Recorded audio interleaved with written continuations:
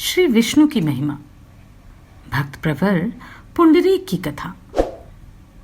पिछले अध्याय में हमने अद्भुत अपामार्जन स्तोत्र के बारे में जाना।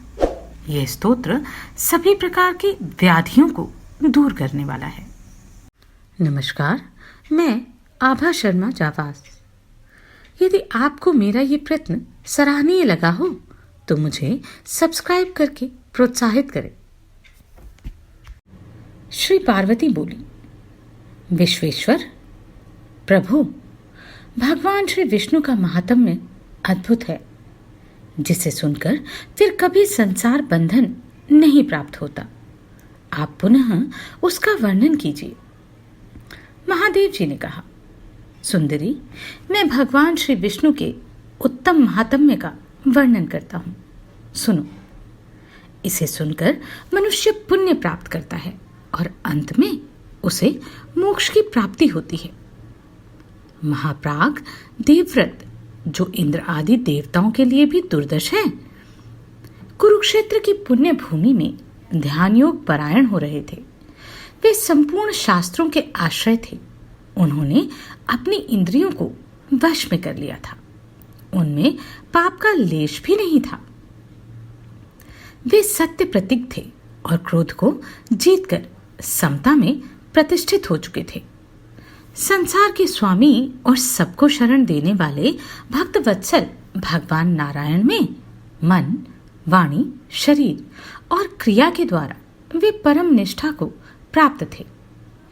ऐसे शांतचित्त तथा समस्त गुणों के आश्रयभूत कुरु पितामह भीष्म को पृथ्वी पर मस्तक झुकाकर राजा युधिष्ठिर ने प्रणाम किया और इस प्रकार बोला, समस्त शास्त्र वेताओं में श्रेष्ठ धर्म के ज्ञाता पितामह, कोई तो धर्म को सबसे श्रेष्ठ बतलाते हैं और कोई धन को।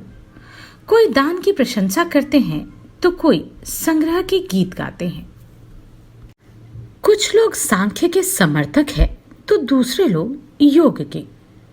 कोई यथार्थ ज्ञान को उत्तम मानते हैं तो कोई वैराग्य को। कुछ लोग अग्नियोष्ठम आदि कर्म को ही सबसे श्रेष्ठ समझते हैं तो कुछ लोग उस आत्मज्ञान को बड़ा मानते हैं, जिसे पाकर मिट्टी के ढीले पत्थर और सुवर्ण में समबुद्धि हो जाती है। कुछ लोगों के मत में मनीषी पुरुषों द्वारा बताए हुए यम और नियम ही सबसे उत्तम है। कुछ लोग दया को श्रेष्ठ बताते हैं तो कुछ तपस्वी महात्मा अहिंसा को ही सर्वोत्तम कहते हैं। कुछ मनुष्य शौचाचार को श्रेष्ठ बतलाते हैं तो कुछ देवार्चन को। इस विषय में पाप कर्मों से मोहित चित्त वाले मानव चक्कर खा जाते हैं। वे कुछ निर्णय नहीं कर पाते। इन सब में जो सर्वोत्तम कृत्य हो, जिसका महात्मा पुरुष भी अनुष्ठान कर सके, उसे बताने की कृपा कीजिए।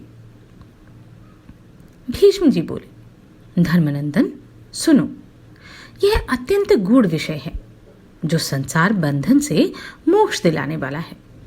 यह विषय तुम्हें भली भांति सुनना और जानना चाहिए। पुंडरीक नाम के एक परम बुद्धिमान और वेद विद्या से संपन्न ब्राह्मण थे, जो ब्रह्मचर्य आश्रम में निवास करते हुए सदा गुरुजनों की आज्ञा के अधीन रहा करते थे। वे जितेंद्रिय, क्रोधजयी, संध्योपासन में तत्पर, वेद वेदांगों के ज्ञान में निपुण और शास्त्रों की व्याख्या करने में कुशल थे। प्रतिदिन सायकाल और प्रातःकाल समिधाओं से अग्नि को प्रज्वलित करके उत्तम हविष्य से होम किया करते थे। जगतपति भगवान विष्णु का ध्यान करके विधि पूर्वक उनकी आराधना में लगे रहते थे। तपस्या और स्वाध्याय में तत्पर रहकर वे साक्षात ब्रह्मा जी के पुत्र की भांति जान पड़ते थे। जल, समिधा और फूल आदि लाकर निरंतर गुरु की पूजा में प्रवृत्त रहते थे। उनके मन में माता पिता के प्रति भी पूर्ण सेवा का भाव था। वे भिक्षा का आहार करते और दंभ द्वेष से दूर रहते। ब्रह्म विद्या अर्थात उपनिषद का स्वाध्याय करते और प्राणायाम के अभ्यास में संलग्न रहते थे। उनके हृदय में सबके प्रति आत्मभाव था। संसार की ओर से वे निष्प्रिय हो गए थे। एक बार उनके मन में संसार सागर से तारने वाला विचार उत्पन्न हुआ। फिर तो वे माता पिता, भाई, सुहृद, मित्र, सखा, संबंधी, बंधु बांधव, वंश परंपरा से प्राप्त एवं धन धान्य से परिपूर्ण गृह, सब प्रकार के अन्न की पैदावार के योग्य बहुमूल्य खेत तथा उनकी तृष्णा छोड़कर महान धैर्य से संपन्न और परम सुखी होकर पैदल ही पृथ्वी पर विचरने लगे। यह यौवन, रूप, आयु और धन का संग्रह सब अनित्य है। यूं विचार कर उनका मन तीनों लोकों की ओर से फिर गया। पांडुनंदन महायोगी पुंडरीक पुराणोक्त मार्ग से यथा समय समस्त तीर्थों में विधि पूर्वक विचरने लगे। एक समय धीर तपस्वी महाभाग पुंडरीक अपने पूर्व कर्मों के अधीन हो घूमते घामते शालग्राम तीर्थ में जा पहुंचे, जो तपस्या के धनी एवं तत्ववेता मुनियों के द्वारा सेवित था। उस परम पुण्यमय क्षेत्र में सरस्वती नदी के देवव्रत नामक तीर्थ में स्नान करके उत्तम व्रत का पालन करने वाले वे महाबुद्धिमान ब्राह्मण वहीं के जाति स्मृति चक्रकुंड, चक्र नदी से संबंध रखने वाले अन्य कुंड तथा अन्य तीर्थों में भी घूमने लगे। तीर्थ सेवन से उनका अंतःकरण अत्यंत शुद्ध हो चुका था। अतः उन्होंने ध्यान योग में प्रवृत्त होकर वहीं अपना आश्रम बना लिया। उसी तीर्थ में शास्त्रोक्त विधि तथा परम भक्ति के साथ भगवान गरुड़ध्वज की आराधना करके वे सिद्धि पाना चाहते थे। इसलिए शीत, उष्ण आदि द्वंद्वों से रहित एवं जितेंद्रिय हो दीर्घ काल तक अकेले ही वहां निवास करते रहे। शाक, मूल और फल यही उनका भोजन था। वे सदा संतुष्ट रहते और सब में समान दृष्टि रखते थे। यम, नियम, आसन, प्राणायाम, प्रत्याहार, धारणा, ध्यान और समाधि, इनके द्वारा आलस्य रहित हो सदा विधि पूर्वक योगाभ्यास करते रहते थे। उनके सारे पाप दूर हो चुके थे। वे वैदिक, तांत्रिक तथा पौराणिक मंत्रों से सर्वेश्वर भगवान विष्णु की आराधना करते थे। अतः उन्होंने भली भांति शुद्धि प्राप्त कर ली थी। राग द्वेष से मुक्त हो मूर्तिमान स्वधर्म की भांति चित्त वृत्तियों को भगवान में लगाकर वे निरंतर उनकी आराधना में संलग्न रहते थे। तदनंतर किसी समय परमार्थ तत्व के ज्ञाता साक्षात सूर्य के समान महातेजस्वी विष्णु भक्ति से परिपूर्ण हृदय वाले तथा वैष्णवों के हित में तत्पर रहने वाले देवऋषि नारद जी तपोनिधि पुंडरीक को देखने के लिए उस स्थान पर आए। नारद जी को आया देख पुंडरीक प्रसन्न चित्त से उठे और हाथ जोड़कर उन्हें प्रणाम किया। तत्पश्चात विधि पूर्वक अर्घ्य निवेदन करके उन्होंने पुनः नारद जी को मस्तक झुकाया। फिर मन ही मन विचार किया, ये अद्भुत आकार और मनोहर वेश धारण करने वाले तेजस्वी पुरुष कौन है? इनके हाथ में वीणा है तथा मुख पर प्रसन्नता छा रही है। यह सोचते हुए वे उन परम तेजस्वी नारद जी से बोले, महाद्युते, आप कौन हैं और कहां से इस आश्रम पर पधारे हैं? भगवान, इस पृथ्वी पर आपका दर्शन तो प्राय दुर्लभ ही है। मेरे लिए जो आज्ञा हो उसे बताने की कृपा कीजिए। नारद जी ने कहा, ब्राह्मण, मैं नारद हूं। तुम्हें देखने की उत्कंठा से यहां आया हूं। धृतश्रेष्ठ, भगवान का भक्त यदि चांडाल हो तो भी वह स्मरण, वार्तालाप अथवा पूजन करने पर सबको पवित्र कर देता है। जो अपने हाथों में शांग्र नामक धनुष, 5 जन्य शंख, सुदर्शन चक्र और कौमुद की गदा धारण करते हैं तथा जो त्रिभुवन के नेत्र हैं, उन देवादिदेव भगवान का मैं दास हूं। पुंडरीक बोले, देवऋषि, आपका दर्शन पाकर मैं देहधारियों में धन्य हो गया, देवताओं के लिए भी परम पूजनीय बन गया। मेरे माता पिता कृतार्थ हो गए और आज मैंने जन्म लेने का फल पा लिया।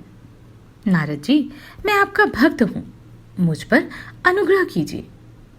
मुझे परम गूढ़ रहस्य से भरे हुए कर्तव्य का उपदेश दीजिए। नारद जी ने कहा, ब्राह्मण, इस पृथ्वी पर अनेक शास्त्र, बहुत से कर्म और नाना प्रकार के धर्म हैं। इसलिए संसार में ऐसी विलक्षणता दिखाई देती है। अन्यथा सभी प्राणियों को या तो केवल सुख ही सुख प्राप्त होता या केवल दुख ही दुख, अर्थात कोई सुखी और कोई दुखी, ऐसा अंतर देखने में नहीं आता। कुछ लोगों के मत में यह जगत क्षणिक, विज्ञानमान, चेतन, आत्मा से रहित तथा बाहरी पदार्थों की अपेक्षा से शून्य है। दूसरे लोग ऐसा कहते हैं कि यह जगत सदा नित्य, अव्यक्त, अर्थात मूल प्रकृति से उत्पन्न होता है तथा उसी में लीन होता है। अतः उपादान की नित्यता के अनुसार यह भी नित्य ही है। कुछ लोग तत्व के विचार में प्रवृत्त होकर ऐसा निश्चय करते हैं कि आत्मा अनेक, नित्य एवं सर्वगत है। दूसरे लोग इस निश्चय पर पहुंचे हैं कि जितने शरीर हैं उतने ही आत्मा हैं। इस मत के अनुसार हाथी और कीड़े आदि के शरीर में तथा ब्रह्मांड रूपी महान अंड में भी आत्मा की सत्ता उपस्थित है। कुछ लोगों का कहना है कि आज इस जगत की जैसी अवस्था है वैसी ही कालांतर में भी रहती है। संसार का यह अनादि प्रवाह नित्य ही बना रहता है। भला इसका कर्ता कौन है? कुछ अन्य व्यक्तियों की राय में जो वस्तु प्रत्यक्ष उपलब्ध होती है उसके सिवा और किसी वस्तु की सत्ता नहीं है। फिर स्वर्ग आदि कहाँ है? कुछ लोग जगत को ईश्वर की सत्ता से रहित समझते हैं और कुछ लोग इसमें ईश्वर को व्यापक मानते हैं। इस प्रकार एक दूसरे से अत्यंत भिन्न विचार रखने वाले ये सभी लोग सत्य से विमुख हो रहे हैं। इसी तरह भिन्न भिन्न मत का मायाजाल फैलाने वाले दूसरे लोग भी बुद्धि और विद्या के अनुसार अपनी अपनी युक्तियों को स्थापित करते हुए भेदपूर्ण विचारों को लेकर भांति भांति की बातें करते हैं। तपोधन, अब मैं तर्क में स्थित होकर वास्तविक तत्व की बात करता हूं। यह परमार्थ ज्ञान परम पुण्यमय और भयंकर संसार बंधन का नाश करने वाला है। देवता आदि से लेकर मनुष्य पर्यंत सब लोग उसी को प्रमाणिक मानते हैं जो परमार्थ ज्ञान मूलक प्रतीत होता है। किंतु जो अज्ञान से मोहित हो रहे हैं वे लोग अनागत अर्थात भविष्य, अतीत अर्थात भूत और दूरवर्ती वस्तु को प्रमाण रूप में नहीं स्वीकार करते। उन्हें प्रत्यक्ष वर्तमान वस्तु की ही प्रमाणिकता मान्य है। परंतु मुनियों ने प्रत्यक्ष और अनुमान के सिवा उस आगमन को भी प्रमाण माना है जो पूर्व परंपरा से एक ही रूप में चला आ रहा है। वास्तव में ऐसे आगमन को ही परमार्थ वस्तु के साधन में प्रमाण मानना चाहिए। द्विजश्रेष्ठ, आगम उस शास्त्र का नाम है जिसके अभ्यास के बल से राग द्वेष रूपी मल का नाश करने वाला उत्तम ज्ञान उत्पन्न होता है, जो कर्म और उसके फल रूप से प्रसिद्ध है, जिसका तत्व ही विज्ञान और दर्शन नाम धारण करता है, जो सर्वत्र व्यापक और जाति आदि की कल्पनाओं से रहित है, जैसे आत्म संवेदन अर्थात आत्म अनुभव, रूप, नित्य, सनातन, इंद्रियातीत, चिन्मय, अमृत, ज्ञेय, अनंत, अजन्मा, अविकारी, व्यक्त और अव्यक्त रूप में स्थित, निरंजन अर्थात निर्मल, सर्वव्यापी श्री विष्णु के नाम से विख्यात तथा वाणी द्वारा वर्णित समस्त वस्तुओं से भिन्न रूप में स्थित माना गया है। वह परमात्मा ही आगम का दूसरा लक्षण है। तात्पर्य यह है कि साधनभूत ज्ञान और साध्य स्वरूप ज्ञेय दोनों ही आगम है। वह ज्ञेय परमात्मा योगियों द्वारा ध्यान करने योग्य है, परमार्थ से विमुख मनुष्यों द्वारा उसका ज्ञान होना असंभव है। भिन्न भिन्न बुद्धियों से वह यद्यपि भिन्न सा लक्षित होता है, तथापि आत्मा से भिन्न नहीं है। तात पुंडरीक, ध्यान देकर सुनो। सुव्रत, पूर्व काल में ब्रह्मा जी ने मेरे पूछने पर जिस तत्व का उपदेश किया था वही तुम्हें बतलाता हूँ। एक समय अज अविनाशी पितामह ब्रह्मा जी ब्रह्मलोक में विराजमान थे। उस समय मैंने विधि पूर्वक उनके चरणों में प्रणाम करके पूछा, ब्राह्मण, कौन सा ज्ञान सबसे उत्तम बताया गया है तथा ज्ञान से योग सर्वश्रेष्ठ माना गया है? यह सब यथार्थ रूप से मुझे बताइए। ब्रह्मा जी ने कहा, तात, सावधान होकर परम उत्तम ज्ञान योग का श्रवण करो। यह थोड़े से वाक्यों में कहा गया है, किंतु इसका अर्थ बहुत विस्तृत है। इसकी उपासना में कोई क्लेश या परिश्रम नहीं है।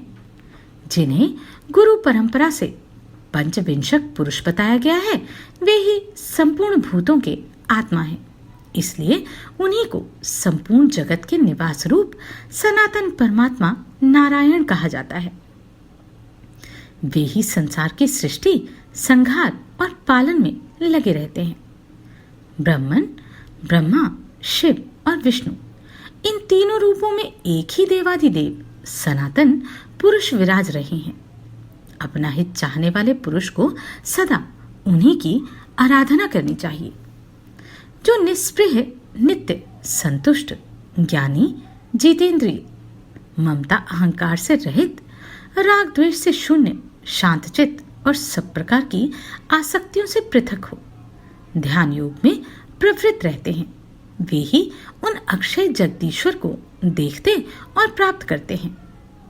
जो लोग भगवान नारायण की शरण ग्रहण कर चुके हैं तथा जिनके मन प्राण उन्हीं के चिंतन में लगे रहते हैं, वे ही ज्ञान दृष्टि से संसार की वर्तमान अवस्था को, कालांतर में होने वाली अवस्था को, भूत भविष्य, वर्तमान और दूर को, स्थूल और सूक्ष्म को तथा अन्य ज्ञातव्य बातों को यथार्थ रूप से देख पाते हैं। इसके विपरीत जिनकी बुद्धि मंद और अंतःकरण दूषित है तथा जिनका स्वभाव कुतर्क और अज्ञान से दुष्ट हो गया है, ऐसे लोगों को सब कुछ उल्टा ही प्रतीत होता है। नारद जी कहते हैं, पुंडरीक, अब मैं दूसरा प्रसंग सुनाता हूँ, इसे भी सुनो। पूर्व काल में जगत के कारणभूत ब्रह्मा जी ने ही इसका भी उपदेश किया था। एक बार इंद्र आदि संपूर्ण देवता तथा ऋषियों के पूछने पर उत्तम व्रत का पालन करने वाले ब्रह्मा जी ने उनके हित की बात इस प्रकार बताई थी। ब्रह्मा जी ने कहा, देवताओं, भगवान नारायण ही सबके आश्रय हैं। सनातन लोक, यज्ञ तथा नाना प्रकार के शास्त्रों का भी पर्यवसान नारायण में ही है। छहों अंगों सहित वेद तथा अन्य आगम सर्वव्यापी विश्वेश्वर श्री हरि के ही स्वरूप हैं। पृथ्वी आदि पांचों भूत भी वे ही अविनाशी परमेश्वर हैं। देवताओं सहित संपूर्ण जगत को श्री विष्णु में ही जानना चाहिए, तथापि पापी मनुष्य मोहग्रस्त होने के कारण इस बात को नहीं समझते। यह समस्त चराचर जगत उन्हीं की माया से व्याप्त है। जो मन से भगवान का ही चिंतन करता है, जिसके प्राण भगवान में ही लगे रहते हैं, वह परमार्थ तत्व का ज्ञाता पुरुष ही इस रहस्य को जानता है। संपूर्ण भूतों के ईश्वर भगवान विष्णु ही तीनों लोकों का पालन करने वाले हैं। यह संसार उन्हीं में स्थित है और उन्हीं से उत्पन्न होता है। वे ही रुद्र रूप होकर जगत का संहार करते हैं। पालन के समय उन्हीं को श्री विष्णु कहते हैं तथा सृष्टि काल में मैं, ब्रह्मा और अन्यान्य लोकपाल भी उन्हीं के स्वरूप हैं। वे सबके आधार हैं, परंतु उनका आधार कोई नहीं है। वे संपूर्ण कलाओं से युक्त होते हुए भी उनसे रहित हैं। वे ही छोटे बड़े तथा उनसे भिन्न हैं, साथ ही इन सब से विलक्षण भी हैं। अतः देवताओं, सबका संहार करने वाले उन श्रीहरि की ही शरण में जाओ। वे ही हमारे जन्मदाता पिता हैं। उन्हीं को मधुसूदन कहा गया है। नारद जी कहते हैं, कमलयोनि ब्रह्मा जी के यूं कहने पर सब देवताओं ने संपूर्ण लोकों के स्वामी सर्वव्यापी देव भगवान जनार्दन की शरण होकर उन्हें प्रणाम किया। अतः विप्रशे, तुम भी श्री नारायण की आराधना में लग जाओ। उनके सिवा दूसरा कौन ऐसा है जो परम उदार देवता है, जो भक्ति की मांगी हुई वस्तु उन्हें दे दे। वे पुरुषोत्तम ही पिता और माता हैं, संपूर्ण लोकों के स्वामी, देवताओं के भी देवता और जगदीश्वर हैं। तुम उन्हीं की परिचर्या करो, प्रतिदिन आलस्य रहित हो, अग्निहोत्र, भिक्षा, तपस्या और स्व अध्याय के द्वारा उन देव देवेश्वर गुरु को ही संतुष्ट करना चाहिए। ब्रह्मर्षि, उन्हीं पुरुषोत्तम नारायण को तुम सब तरह से अपनाओ। उन बहुत से मंत्रों और उन बहुत से व्रतों के द्वारा क्या लेना है? ओम नमो नारायणाय, यह मंत्र ही संपूर्ण अभिष्ट अर्थ की सिद्धि कराने वाला है। दुष्श्रेष्ठ ब्राह्मण चीर वस्त्र पहनकर जटा रखा ले या दंड धारण करके मुंड मुंडा ले अथवा आभूषणों से विभूषित रहे।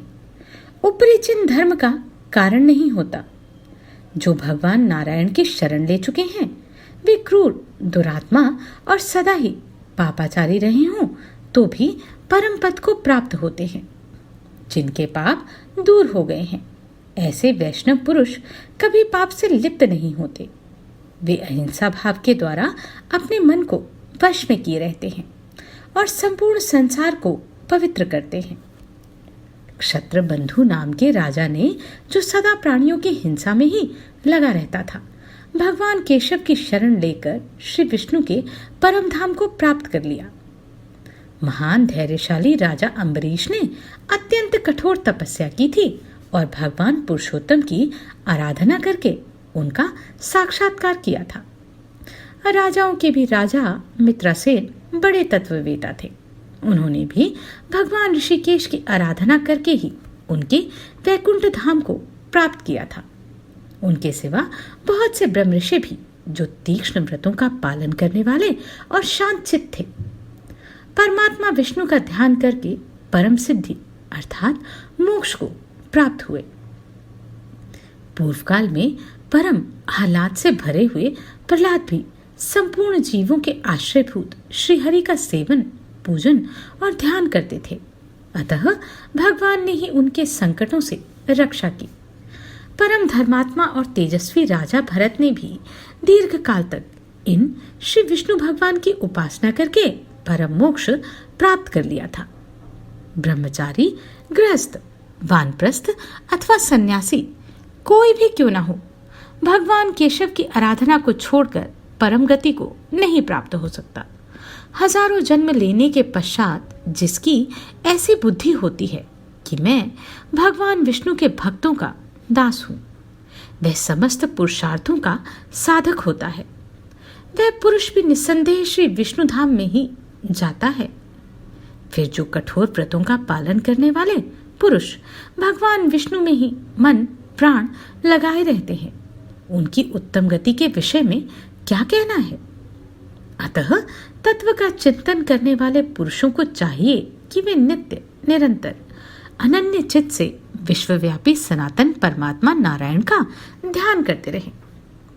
भीष्म जी कहते हैं, यूं कहकर परोपकार परायण परमार्थ वेता देवऋषि नारद वहीं अंतर्धान हो गए। नारायण की शरण में पड़े हुए धर्मात्मा पुंडरीक भी ओम नमो नारायणाय इस अष्टाक्षर मंत्र का जप करने लगे। वे अपने हृदय कमल में अमृत स्वरूप गोविंद की स्थापना करके मुख से सदा यही कहा करते थे कि हे विश्वात्मन, आप मुझ पर प्रसन्न होइए। द्वंद्व और परिग्रह से रहित हो तपोधन पुंडरीक ने उस निर्मल शालग्राम तीर्थ में अकेले ही चिरकाल तक निवास किया। स्वप्न में भी उन्हें केशव के सिवा कुछ नहीं दिखाई देता था। उनकी निद्रा भी पुरुषार्थ सिद्धि की विरोधिनी नहीं थी। तपस्या, ब्रह्मचर्य तथा विशेषतः शौचाचार के पालन से, जन्म जन्मांतरों के विशुद्ध संस्कार से तथा सर्वलोक साक्षी देवादिदेव श्री विष्णु के प्रसाद से पापरहित पुंडरीक ने परम उत्तम वैष्णवी सिद्धि प्राप्त कर ली। वे सदा हाथों में शंख, चक्र और गदा लिए कमल के समान नेत्रों वाले श्याम सुंदर पीतांबरधारी भगवान अच्युत की ही झांकी किया करते थे। मृगों और प्राणियों की हिंसा करने वाले सिंह, व्याघ्र तथा अन्यान्य जीव अपना स्वाभाविक विरोध छोड़कर उनके समीप आते और इच्छानुसार विचरा करते थे। उनकी संपूर्ण इंद्रियां प्रसन्न रहती थी। उनके हृदय में एक दूसरे के हित साधन का मनोरम भाव भर जाता था। वहां के जलाशय और नदियों के जल स्वच्छ हो गए थे। सभी ऋतुओं में वहां प्रसन्नता छाई रहती थी। सबकी इंद्रिय वृत्ति शुद्ध हो गई थी। हवा ऐसे चलती थी जिसका स्पर्श सुखदायक जान पड़ता। वृक्ष, फूल और फलों से लदे रहते थे। परम बुद्धिमान पुंडरीक के लिए सभी पदार्थ अनुकूल हो गए थे। देव देवेश्वर भक्तवत्सल गोविंद के प्रसन्न होने पर उनके लिए समस्त चराचर जगत प्रसन्न हो गया था। तदनंतर एक दिन बुद्धिमान पुंडरीक के सामने भगवान जगन्नाथ प्रकट हुए। हाथों में शंख, चक्र और गदा शोभा पा रही थी। तेजोमयी आकृति, कमल के समान बड़े बड़े नेत्र और चंद्रमंडल के समान कांतिमान मुख, कमर में करघनी, कानों में कुंडल, गले में हार, बाजुओं में भुजबंद, वक्षस्थल में श्रीवत्स का चिन्ह और श्याम शरीर पर पीत वस्त्र शोभा पा रहे थे। भगवान कौस्तुभ मणि से विभूषित थे। वनमाला से उनका सारा अंग व्याप्त था। मकराकृत कुंडल जगमगा रहे थे। दमकते हुए यज्ञोपवीत और नीचे तक लटकती हुई मोतियों की माला से उनकी शोभा और भी बढ़ गई थी। देव, सिद्ध, देवेंद्र, गंधर्व और मुनि चवर तथा व्यंजन आदि से भगवान की सेवा कर रहे थे। पापरहित पुंडरीक ने स्वयं उन देव देवेश्वर भगवान जनार्दन को वहां उपस्थित देखकर पहचान लिया और प्रसन्न चित्त से हाथ जोड़ प्रणाम करके स्तुति करने लगे। पुंडरीक बोले, संपूर्ण जगत के एकमात्र नेत्र आप भगवान विष्णु को नमस्कार है। आप निरंजन अर्थात निर्मल, नित्य, निर्गुण एवं महात्मा हैं। आपको नमस्कार है। आप समस्त प्राणियों के ईश्वर हैं। भक्तों का भय एवं पीड़ा दूर करने के लिए गोविंद तथा गरुड़ध्वज रूप धारण करते हैं। जीवों पर अनुग्रह करने के लिए अनेक आकार धारण करने वाले आपको नमस्कार है। ये संपूर्ण विश्व आप में ही स्थित है। केवल आप ही इसके उपादान कारण हैं। आपने ही जगत का निर्माण किया है। नाभि से कमल प्रकट करने वाले आप भगवान पद्मनाभ को बारंबार नमस्कार है। समस्त वेदांतों में जिनकी आत्म विभूति का ही श्रवण किया जाता है, उन परमेश्वर को नमस्कार है। नारायण आप ही संपूर्ण देवताओं के स्वामी और जगत के कारण हैं। मेरे हृदय मंदिर में निवास करने वाले भगवान शंख, चक्र, गदाधर मुझ पर प्रसन्न होइए। समस्त प्राणियों के आदिभूत इस पृथ्वी को धारण करने वाले अनेक रूपधारी तथा सबकी उत्पत्ति के कारण श्री विष्णु को नमस्कार है। ब्रह्मा आदि देवता और सुरेश्वर भी जिनकी महिमा को नहीं जानते, जिनकी महिमा का तपस्या से ही अनुमान हो सकता है, उन परमात्मा को नमस्कार है। भगवान आपकी महिमा वाणी का विषय नहीं है, उसे कहना असंभव है। आप जाति आदि की कल्पना से दूर हैं, अतः सदा तत्वतः ध्यान करने के योग्य हैं। पुरुषोत्तम आप एक अद्वितीय होते हुए भी भक्तों पर कृपा करने के लिए भेद रूप से मत्स्य, कुर्म आदि अवतार धारण करके दर्शन देते हैं। भीष्म जी कहते हैं, इस प्रकार जगत के स्वामी वीरवर भगवान पुरुषोत्तम की स्तुति करके पुंडरीक उन्हीं को निहारने लगे, क्योंकि चिरकाल से वे उनके दर्शन की लालसा रखते थे। तब 3 पगों से त्रिलोकी को नापने वाले तथा नाभि से कमल प्रकट करने वाले भगवान विष्णु ने महाभाग पुंडरीक से गंभीर वाणी में कहा, बेटा पुंडरीक, तुम्हारा कल्याण हो। मैं तुम पर बहुत प्रसन्न हूं। महामते, तुम्हारे मन में जो भी कामना हो उसे वर के रूप में मांगो, मैं अवश्य दूंगा। पुंडरीक बोले, देवेश्वर, कहाँ मैं अत्यंत खोटी बुद्धि वाला मनुष्य, कहाँ मेरे परम हितैषी आप। माधव, जिसमें मेरा हित हो उसे आप ही दीजिए। पुंडरीक के यूं कहने पर भगवान अत्यंत प्रसन्न होकर बोले, सुव्रत, तुम्हारा कल्याण हो। आओ, मेरे ही साथ चलो। तुम मेरे परम उपकारी और सदा मुझ में ही मन लगाए रखने वाले हो, अतः सर्वदा मेरे साथ ही रहो। भीष्म जी कहते हैं, भक्त वत्सल भगवान श्रीधर ने प्रसन्नता पूर्वक जब इस प्रकार कहा, उसी समय आकाश में देवताओं की दुदंभी बज उठी और आकाश से फूलों की वर्षा होने लगी। ब्रह्मा आदि देवता साधुवाद देने लगे, सिद्ध, गंधर्व और किन्नर गान करने लगे। समस्त लोकों द्वारा वंदित देवदेव जगदीश्वर ने वहीं पुंडरीक को अपने साथ ले लिया और गरुड़ पर आरूढ़ हो वे परम धाम को चले गए। इसलिए राजेंद्र युधिष्ठिर, तुम भी भगवान विष्णु की भक्ति में लग जाओ, उन्हीं में मन प्राण लगाए रहो, सदा उनके भक्तों के हित में तत्पर रहो।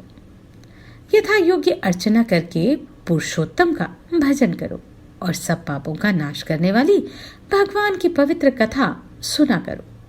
राजन, जिस उपाय से भी भक्त पूजित विश्वात्मा भगवान विष्णु प्रसन्न हो, वे विस्तार के साथ करो। जो मनुष्य भगवान नारायण से विमुख होते हैं, वे 100 अश्वमेघ और 100 वाजपेयी यज्ञों का अनुष्ठान करके भी उन्हें नहीं पा सकते। जिसने एक बार भी हरि इन 2 अक्षरों का उच्चारण कर लिया, उसके मोक्ष तक पहुंचने के लिए मानो कमर कस ली। जिनके हृदय में नीलकमल के समान श्याम सुंदर भगवान जनार्दन विराजमान हैं, उन्हीं को लाभ है, उन्हीं की विजय है। उनकी पराजय कैसे हो सकती है? जो एकाग्रचित होकर प्रतिदिन इसे सुनता या पढ़ता है, वह सब पापों से मुक्त हो भगवान विष्णु के धाम में जाता है। यह थी पुंडरीक की विष्णु धाम को प्राप्त करने की अद्भुत कथा। अगले अध्याय में हम श्री गंगा जी की महिमा और वैष्णव पुरुषों के लक्षण तथा श्री विष्णु प्रतिमा के पूजन का महात्म्य जानेंगे।